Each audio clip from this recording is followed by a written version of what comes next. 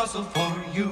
Roald Dahl and Walt Disney, two of the 20th century's greatest storytellers, have been a part of many a childhood, transporting us to fantasy lands with unforgettable characters. Here, the 1971 film version of Roald Dahl's book, Charlie and the Chocolate Factory.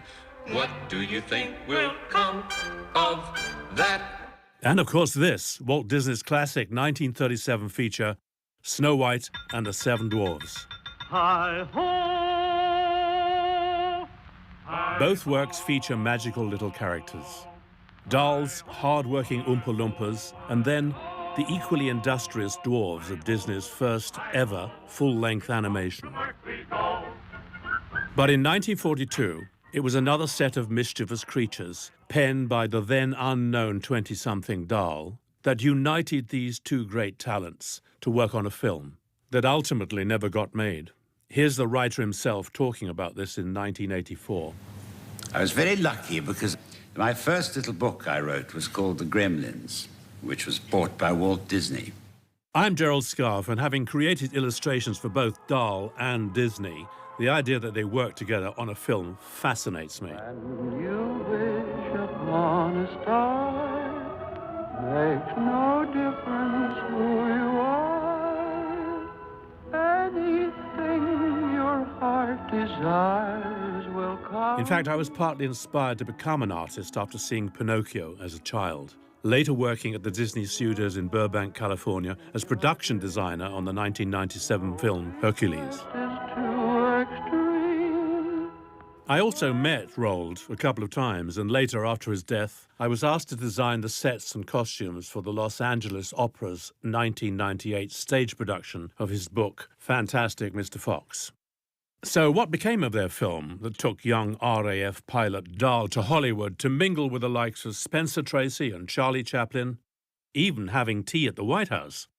Why did the project never see the light of day? Did it have its own gremlins in the works? Dahl's career as a fighter pilot in World War II was cut short after he crash-landed his aircraft. That's when he turned to the written word and the gremlins, as he told Roy Plumley in Desert Island Discs in 1979. You served in the Middle East. You were rather badly shot up. Yes, I finished up in a sort of pile of flames on the ground. But I recovered from that and went on flying a bit. Yes, you went to Greece. And you ended the war. You were sort of insulated out of active flying. You ended up in the United States as assistant air attaché, which sounds rather a glamorous post. Well, I started up in that post. I didn't last very long because I'm a tactless sort of fellow. So Dahl is now behind a desk working in public relations in Washington, D.C., writing down his flying experiences for propaganda purposes, to get the United States more on side in the war.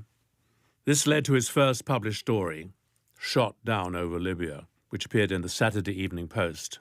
But there was another tale rattling around in his brain, which had been sparked by an RAF folk story traced back to the 1920s. The gremlin concept came from the early days of combat flying when things were constantly going awry. John Baxter is the author of Disney during World War II. The early biplanes were rickety affairs. You know, wires would snap and fuel lines would rupture and things like that. And that was the origin of the gremlin myth because the pilots decided it would be a good tongue-in-cheek way of coping with that problem by attributing all these mishaps to these little fellows called gremlins, you know, these little mischief makers. Being a serving officer, Dahl had to ask his superiors for permission to publish the story in a magazine. The original Gremlins story has them as tree-dwelling wood creatures. The British are building aerodromes at the beginning of the war. They knock down the Gremlins' trees to build these aerodromes. The Gremlins get very upset, decide to attack all of the airplanes that they see, and eventually the British flyers convince the Gremlins that it's the Germans' fault that the trees were knocked down in the first place, and if they help them beat the Germans, they can go back to living peacefully in their woods. The main character is the pilot Gus, who bears a strong similarity to Dahl. A successful pilot who crash lands while on patrol and is injured. However, in Dahl's children's tale, the pilot is brought down by a 6-inch tall gremlin who drills holes into his aircraft. And as the gremlins are invisible to non-pilots, a key premise of the story is that all damage has to be explained in the real world too, such as bullet holes and natural wear and tear to the aircraft. Hello there, welcome to the Roald Dahl Museum and Story Centre. There's your golden tickets. Please enjoy your adventure. Thank you very much. I look forward to seeing what you've got. The museum in Great Missenden is in the village where Dahl lived for 36 years until his death in 1990. We're just going to head into the archive. And it holds many a treasure relating to the Gremlins project. I'm just going to take out a box now of material relating to the Gremlins and we can go and find out more. OK, I can't wait to see what's in it. Rachel White is archivist and collections manager at the museum, home to a rather special item that marks the start of Dahl and Disney's relationship. This is fascinating. What is this? This is the telegram that Roald Dahl received from Walt Disney, basically saying that he's received the copy of the Gremlins and he thinks it has possibilities. It's to Flight Lieutenant Roald Dahl, care of the British Embassy, Washington, D.C., and it's dated, what is that, July the 13th? 1942. And it says, Sidney Bernstein has sent me your story of the Gremlins. Believe it has possibilities. Would be interested in securing this material, and will have our Mr. Feitel in Washington contact you regarding same. And it's signed Walt Disney, Burbank, California. That's amazing, absolutely incredible. Rather fortuitously, Dahl's superior, Sidney Bernstein, was not only head of the British Intelligence Service, but a movie producer. Bernstein spotted the story's potential and knew to contact Disney.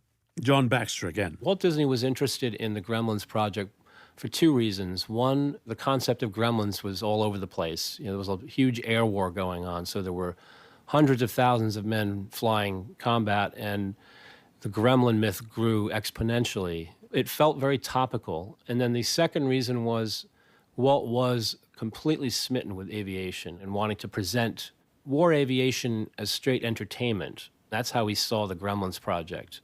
And for the British Air Military, Dahl's quirky story about these creatures was seen as an opportunity to strengthen relations with the US, especially as the country had only just entered the war 7 months earlier, in December 1941. However, for Disney, there was one stumbling block. Because the myth was in common use in the RAF among pilots, he couldn't copyright the Gremlin's name. So Disney and Dahl did a deal after the story was published in a magazine. The agreement was that Walt would have his artists do the illustrations. Paula Sigmund Lowry worked in the heart of the Disney company as an archivist for almost 15 years, based at its headquarters in Burbank, California. By doing this, Disney, although he couldn't establish copyright on the name of the Gremlins, he could establish ownership rights for the look of the Gremlins. And that would allow him to proceed in making eventually a film, which was also part of the agreement. And both Dahl and the British Air Ministry would actually have approval of the story and the overall film version, which was really rare for Walt to give that kind of permission to a third party. The RAF's stamp of approval also meant that, in exchange for the film rights, a small cash payment would be donated to the RAF Benevolent Fund, along with a share of royalties generated by any Disney Gremlins books. The story was published in Cosmopolitan magazine in the States in December 1942, with Dahl using the nom de plume Pegasus. However, when Dahl saw the sketches prior to publication, his strong ideas about his creations started to become clear. He was not thrilled with the design of the characters. He thought they should be all wearing little bowler hats, and instead the Gremlins were wearing leather flying helmets with horns on them, and they wore goggles. He didn't feel they looked like the Gremlins that he had envisioned, and he was unhappy about that. Dahl wrote to Disney saying as much. He was told it was too late by then to make changes, but that there would be time to work on their look for the film itself. In November 1942, Dahl took a couple of weeks' holiday from his desk job in Washington and found himself heading out to Hollywood to work on the book illustrations and to be around as the film developed. Donald Sturrock is the author of the official biography, Storyteller, The Life of Roald Dahl. and has also directed several stage and TV productions of Dahl's work. He was very, very excited and told his mother in a letter home that, on the first night he'd arrived in Hollywood, Disney threw a party and all sorts of famous people attended, like Spencer Tracy, Dorothy Lamour, Charlie Chaplin was there. And, Roald really felt, I think, that the Gremlins were going to be his passport to fame within the USA. Back at the Roald Dahl Museum and Story Centre, Rachel White. I hear that Walt nicknamed Roald Stalky. It isn't because he stalked him all the time, like a kind of shadowed him everywhere. No, it was because he was 6'5", like a beanpole. That sort of stalk. He was very tall and thin, and he also couldn't pronounce Roald as well, the Norwegian name. And so I think it just was easier for him just to say Stalky. Yeah. And in fact, we got a transcript of a meeting they had later on in the process. He's just referred to as Stalky rather than Roald Dahl. So this is a copy of the actual book? Yes, this is actual Roald Dahl's own copy of it. So he would have retained copies for himself and his family, and this is the one that survived. Mm-hmm. So you see, it's quite an exciting cover. It's red, it's got the yellow writing of the Gremlins from the Walt Disney production, a Royal Air Force story by Flight Lieutenant Roald Dahl. It has pictures of the Gremlins doing their sabotage of the plane while it's in flight. A blue aeroplane flying towards us with 3 Gremlins, one sawing the wing off, or the guns off. Yeah. Another one's drilling into the nose cone. Are those bullet holes or gremlin holes? I think they're gremlin holes, but they're probably made to look like bullet holes, so nobody suspects that the gremlins are the ones doing the damage. So it's a mixture of full-page colour, and then interspersed with the text are black and white pen and ink drawings. Yeah. So the first few pages show this incredible air battle between British and German planes with the swastika on of the German pilots, and then they're zooming up other British planes. It starts off at the Battle of Britain, and these pilots are having a terrible time against the German planes, but also their planes are being damaged by unseen forces. And they work out that they're these little creatures called gremlins who are introduced over the next few pages. And gradually the pilots work out that they can encourage the gremlins to be good. And they set up a gremlin training school and feed them used postage stamps as bribes and food. There's a brilliant picture here, which I love, of Gus, who's the main protagonist, floating down in his parachute. His plane is in the background, crashing, and he's fine, but he's holding the little gremlin in a thumb and forefinger grip as he's floating down, and the gremlin's waving at him. And eventually the main character, Gus, is invalided. He has the flu, he's not supposed to be flying, he has a crash, and he's told he can't fly anymore. This obviously mirrors Roald Dahl's own experiences of crashing and being told he can't fly. But unlike Roald Dahl, Gus is helped by the gremlins. And the final pages of the story are the gremlins helping him pass a medical exam. And here is this little picture here, which always makes me laugh, of Gus having to take his shirt off, and all the Fifinella female gremlins have to turn their eyes, avert their gaze. Very discreet.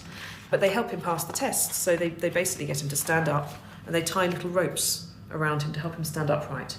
He passes his medical, and he skips off back to the airfield, ready to fly another mission, with the gremlins following him, and that's how it ends. 50,000 copies of the Gremlins book were published in April 1943 by Random House, with another 30,000 in Australia. It sold out within 6 months. But the wartime paper shortage put paid to another print run. And thanks to his time in Hollywood, Dahl decided to make the most of his newfound fame, sending copies to influential people, including America's First Lady. Eleanor Roosevelt read it to her grandchildren and loved this book. And so I got invited to the White House. Work had already begun on the feature film, or as it was called in-house, Walt Disney Production 1551. Like Mary Poppins, the studio intended to make the Gremlins film a mixture of animation and live action, with the creatures as cartoons and the humans in film form. But, ever protective of his creations, this format irritated Dahl, who wanted it all in cartoon, even writing a letter claiming a gremlin called Bottlenose Bill wasn't happy with the decision. However, Disney kept with the idea, and his top team of writers, Jim Bordrero and Ted Sears, who had worked on films like Pinocchio, Dumbo and Bambi, were assigned to develop the script, although Dahl insisted that they follow strict rules around the gremlins' behavior. The list of rules was so long that the writers created a chart that would keep them oriented as to what was possible and what was not possible, and what the motives were for each gremlin. There were different gremlins responsible for different types of mischief. And then also there was a column on the same chart for the logical explanation for the mischief. By early 1943, the Gremlins had totally captured the American imagination. With articles in Newsweek and Time, Count Basie even released this song, Dance of the Gremlins, There's a Gremlin in the Groove, that summer. Dahl biographer Donald Sturrock. Gremlins started to appear all over the US press, and people were talking about them in all sorts of contexts. I mean, sports writers said, oh, Gremlins were responsible for the local side losing at baseball, and Bob Hope joked that Gremlins had ruined his recent book. I mean, they started to appear everywhere, and I think become not so special and unique as they had been at the end of 1942. This caused concern for Disney and his team, especially as he got wind of other studios now producing their own Gremlins-themed short cartoons. Paula Sigmund Lowry. He actually asked his brother Roy to contact the other studio heads and let them know that he was working on a feature film and would they mind holding off on their productions so that the public wouldn't be oversaturated with different images of the Gremlins before Walt's film, in which he had invested so much, was able to come out. And all of the other studios pulled back on their Gremlin projects.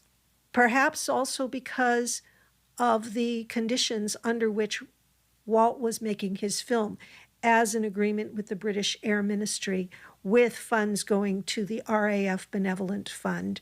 In April 1943, Dahl visited the studios in Burbank for a second and final time. It followed a request from Disney to help inject momentum back into the film project, as his team were having trouble making the script work without their chief gremlinologist on hand. As a result, they'd also ditched the costly combination of live action and animation and went for full cartoon, which delighted Dahl. The May of 43 treatment by Sears runs about 155 pages, and it's really the best of the treatments. It's the closest thing we have to what the film might have looked like. The treatment begins with a dedication to the pilots of the RAF and British courage. Bless them all, the long and the short and the tall. Bless all the sergeants and WO1. The opening titles play over the wartime anthem Bless Them All, as a scene of the British countryside comes into view. The narrator states it is 1940, and soon there's an air battle with a German plane as a Spitfire is then forced to make an emergency landing. Next, a farmer sees the grounded plane and points out the bullet holes in the wing. And it's red-headed Scottish pilot called Scotty who says, "They're not bullet holes, that's Gremlins' work." Cinematic touches are then added, with the audience feeling they are flying, as the scene then shifts to a view that is from the cockpit. The scene then switches to Gremlin headquarters, where Cockney Gremlin Gus teaches young Gremlins mischievous ways and to set their sights on human pilot Rip, who is said to look like a young Fred Astaire, and doesn't believe in what he calls gremlin rot damaging planes. We soon see Rip catching a cold after spandules, those ice-breathing gremlins, create a chill in his room at night through a crack in the window. And the next day, against the advice of his fellow pilots, an unwell Rip goes up in his plane, sneezes, and is then discovered by a German bomber.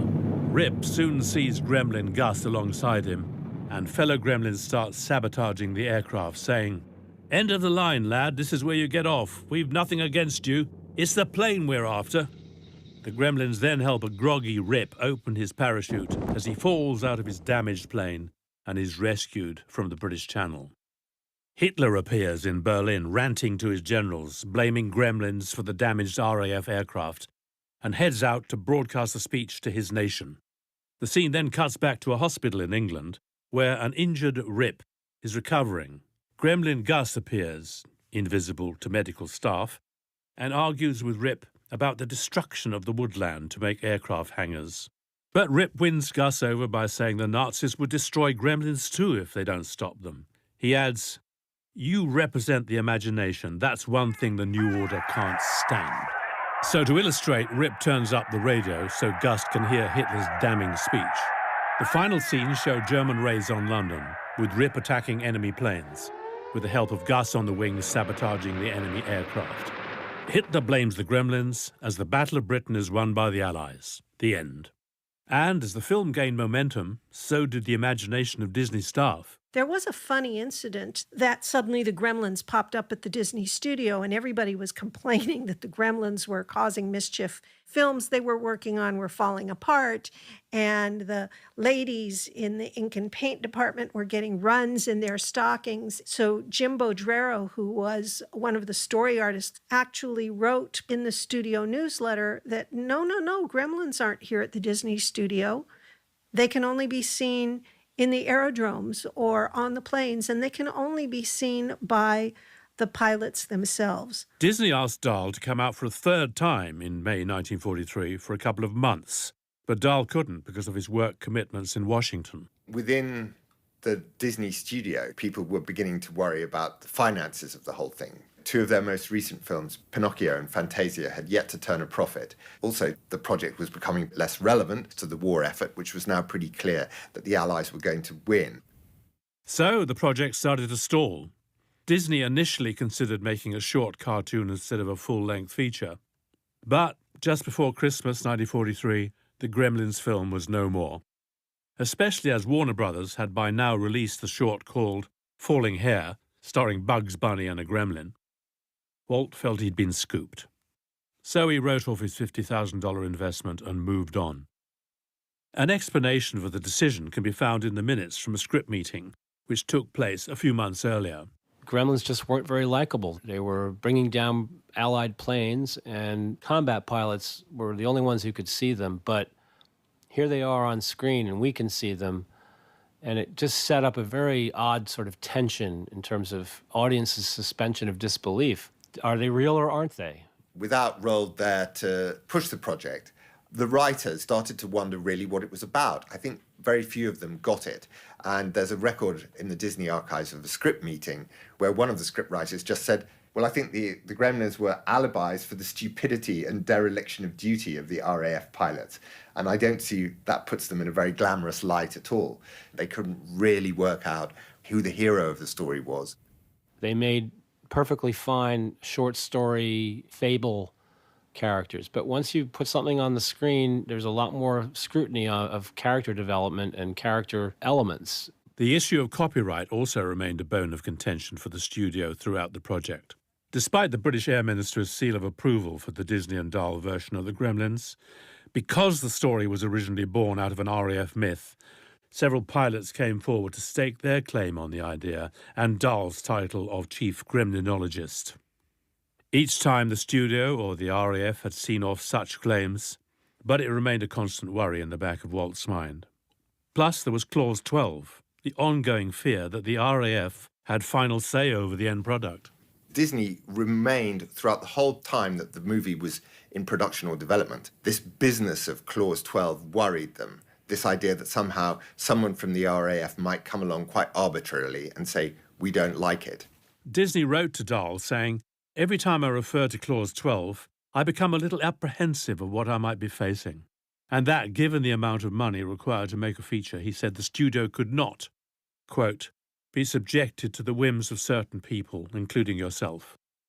Despite the film never making the big screen, Disney certainly had a key part to play in the launch of the career of one of the world's most successful children's writers, Roald Dahl, thanks to that very first publication of the Gremlins book. And it seems Dahl had no regrets about the experience, even though the planned feature-length animation never made it into cinemas.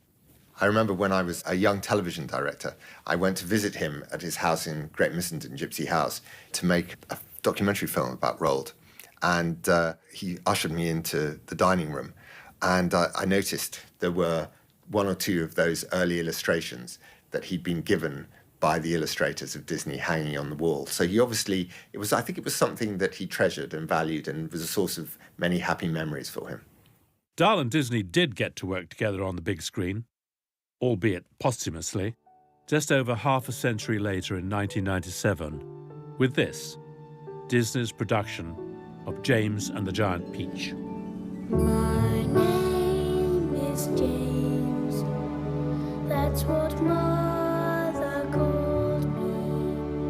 My name And to mark the 100th anniversary celebrations of Dahl's birth this year, 2016, director Steven Spielberg has also united these two giants of storytelling via one particular big friendly giant in the Disney feature-length animation of Dahl's The BFG. Why did you take me? Because I hears your lonely heart. But the Gremlins lived on during World War II, just not on film. The characters continued to appear in educational projects, and the Disney studio was doing a lot of work for the U.S. government, training films, and they produced a booklet for the Army Air Force's Safety Education Division, and it was called Meet the Spandules. And remember that the Spandules were the little gremlins who breathed ice, so they would be responsible for icing the wings of the planes. So this would teach the pilots how to fly and land in winter conditions. And so the life of Roald Dahl's Gremlins continued to assist armed forces all around the world.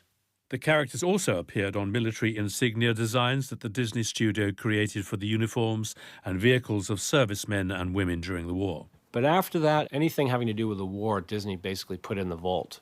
If it could be recycled, he would recycle it. That was one of his specialties. But if it had to do with a topical subject like World War II, once the war was over, that was it.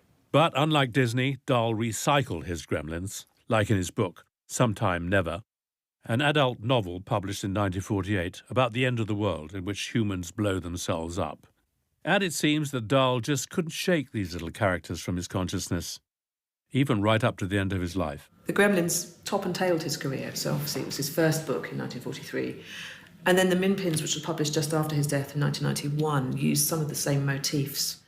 These are little creatures who are under threat from a big, scary, unseen monster who wants to eat them. And little Billy is the human boy who enters the wood, is chased by the monster, but ends up helping the Minpins get rid of the monster by flying on the back of a swan. So that element of flight and excitement of flying around and being in danger, creatures who live in trees with suction boots, very, very similar to the early story of the Gremlins when they're living in the deep, dark, ancient British woodland before the woodland gets chopped down. It's fascinating that he came full circle.